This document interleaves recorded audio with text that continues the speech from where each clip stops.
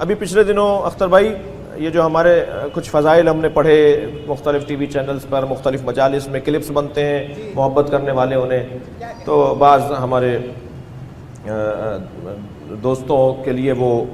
کیونکہ ان کا بیان مکمل نہیں ہوتا، کلپ بہت چھوٹا ہوتا ہے، اس کے آگے پیچھے کا اس کا سیاق و سباق اس کلپ میں نہیں ہوتا، تو الجھن ہو جاتی ہے کہ جی یہ کیا کہہ دیا اور یہ کیا ہو رہا ہے، یہ کیوں ہو رہا ہے اور ایسا کیوں کہہ دیا، جبکہ اس سے پہلے یا اس کے بعد یقیناً اس کی کوئی دلیل ہوگی اگر پورا کلپ سن لیا جائے، پوری تقریر سن لی جائے۔ تو پچھلے دنوں ایک فورم پہ ہم بیٹھے تھے تو میرا احتساب ہو رہا تھا، اور میرے لیے یہ اعزاز ہے کہ 70 سال میں پاکستان میں کسی شیعہ عالم کا احتساب نہیں ہوا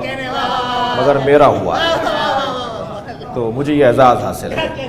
ایک ذرا صلوات پڑھ لیں محمد و آل محمد۔ تو اس نشست کے اندر میں نے اپنے بعض شخصیات سے عرض کیا ان کی خدمت میں نے ان سے کہا کہ اگر ہم برادران اہل سنت سے خوف زدہ ہو کر اپنے عقائد کو بیان نہیں کریں گے یہ سوچ کر کہ وہ اس سے یہ نتیجہ نکالیں گے، وہ اس سے ہمیں کفر کی نسبت دیں گے، وہ ہمارے اس عقیدے سے ہمیں شرک کی نسبت دیں گے، وہ ہمارے اس عقیدے سے ہمیں کافر کہہ دیں گے، فلاں بات نہیں کرو، وہ کہیں گے کافر ہیں یہ جو ہمارے برادران کی طرف سے بعض چیزوں پر ہمارے لیے ہے کہ یا عالم، بہت ہی سادہ بات کو بھی وہ کہتے ہیں یہ کفر ہے، ہم مثلا مولا علی سے مدد مانگتے ہیں وہ اس کو بھی کہتے ہیں کفر ہے۔ تو میں نے وہاں دو باتیں کی، ایک بات تو یہ کی کہ آپ کون کون سے عقائد سے ہاتھ اٹھائیں گے اس خوف سے، آپ سیدھا ان کی مراد تو جب پورا ہی ہوگی جب آپ تشیع سے ہاتھ اٹھا لیں، لڈو بانٹیں گے وہ، گلاب جامن کھلائیں گے دنیا کو کہ انہوں نے شیعت سے ہاتھ اٹھا لیا، تو ہم کون کون سے عقیدے سے اپنے ہاتھ اٹھائیں۔ دوسری بات میں نے عرض کی جو اصلی میرے مطلب سے ہے، دوسری گزارش یہ کی کہ اگر آپ اس نیت کے ساتھ معارف کو، مفاہیم کو، عقائد کو اور فضائل کو، مناقب کو بیان نہیں کریں گے اس فکر کے ساتھ کہ اگر یہ بیان کیا تو ہماری نسبت فلاں کے ساتھ دی جائے گی اور ہمیں فلاں نسبت سے یاد کیا جائے گا، تو میں آپ کی خدمت میں اپنے مضمون کے مطابق عرض کر رہا ہوں، مطالعہ کر کے بات کر رہا ہوں، تاریخ اسلام میں ہر اس شیعہ کو غالی کہا گیا ہے جو عقیدہ رجت رکھتا ہو۔ اٹھا لیں ہاتھ اس عقیدے سے، صلوات پڑھیں گے محمد و آل محمد۔ جی مجھے معاف کیجئے گا، تھوڑا سا درد دل کیا میں نے جی۔ یہ ہم اٹھا لیں عقیدہ رجت سے ہاتھ اس لیے کہ حضرت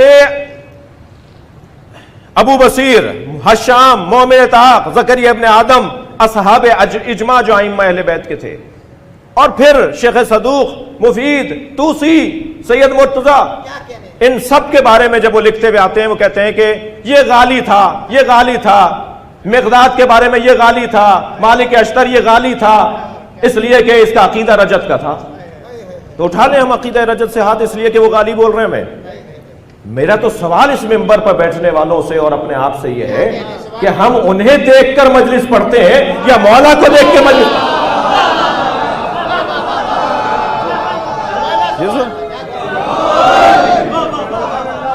ہاں یہ میرا قصور ہے کہ میں اپنے عقیدے کو اگر اپنے مخالف کے سامنے بیان کرنے میں ناکام ہوں تو مجھے پھر اپنی کامیابی کے لیے اہتمام بڑھانا ہوگا، انتظام بڑھانا ہوگا۔ مگر یہ کیا بات ہوئی کہ ویڈیو بن رہی ہے اور صاحب کلپس بنیں گے اور یہ بات عام ہوگی تو وہ ہمیں کہیں گے یہ عقیدہ رکھتے ہیں لہذا کافر ہیں، ہم پر FIR کٹوائیں گے۔ آپ تو ان باتوں سے میرے سینے میں بہت ساری آگ لگی ہوئی، بہت سی آگ لگی ہوئی ہے۔ یہ کہاں سے، کس نے کہا ہے کہ جب ہم پہ دباؤ آیا تو ہم نے مجلس بند کر دی؟ یہ دنیا میں کب ہوا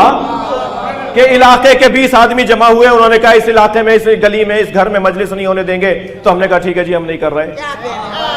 یا کراچی اور اندرون سندھ اور پاکستان کے کسی بھی شہر کے اندر انتظامیہ نے آ کے کہا کہ ہم مجلس نہیں ہونے دیں گے، تو ہم نے کہا جی ٹھیک ہے نہیں ہونے، ہم نہیں کر رہے؟ یا آپ نے کہا جی جلوس نہیں نکلنے دیں گے، ہم نے کہا جی جلوس نہیں نکل رہے، ٹھیک ہے آپ نہیں راضی ہیں تو ہم نہیں نکال رہے؟ کب ہوا یہ؟ خاص طور پر پاکستان کی تاریخ میں کب ہوا؟ 70 سال سے زیادہ کی پاکستان کی تاریخ ہے، کب ہوا پاکستان میں؟ ہم نے اپنی جانوں کے نذرانے دیے، ہم نے اپنا مال لٹا دیا، کرفیو لگا مگر عزاداروں کے لیے نہیں لگا، ہم نے کہا ہم جلوس نکالیں گے۔ لہٰذا پھر گزارش کروں گا کہ یہ بات کرنا، اب ہم فلاں عقیدہ بیان ہوگا تو وہ ہمیں کافر کہہ دیں گے، وہ مشرک کہہ دیں گے، وہ ہے کون جو ہمیں کچھ عنوان دیں؟ یہ تو ہمارا ان پہ کرم ہے جو ہم کوئی عنوان نہیں دیتے، عنوان دینے کا حق ہمیں ہے، ہم میٹھے پانی سے جڑے ہوئے ہیں، ہم صحت مند نظام ولایت اہل بیت سے جڑے ہوئے ہیں۔ کڑوا پانی پینے والے، گدلا پانی پینے والے، گندا پانی پینے والے لوگ کسی اور کو کافر اور مشرک کہیں گے؟ میرے معصوم فرماتے ہیں جو ہماری تعلیمات پر عمل کرے وہ میٹھا اور صاف پانی پیتا ہے۔ جی ہم ڈائریکٹ اہل بیت سے لیتے ہیں پیغام کو۔ لہذا یہ کہنا کہ صاحب وہ فلاں عقیدہ، تو عقیدہ رجت سوال اور لمحہ فکریہ کہ اگر اس خوف سے رہیں گے تو عقیدہ رجت سے بھی ہاتھ اٹھائیے، اس لیے کہ عقیدہ رجت رکھنے والے کو یہ سارا قبیلہ غالی کہتا ہے، جبکہ ہم غالی نہیں ہیں۔ عقیدہ رجت قدرت پروردگار کا جلوہ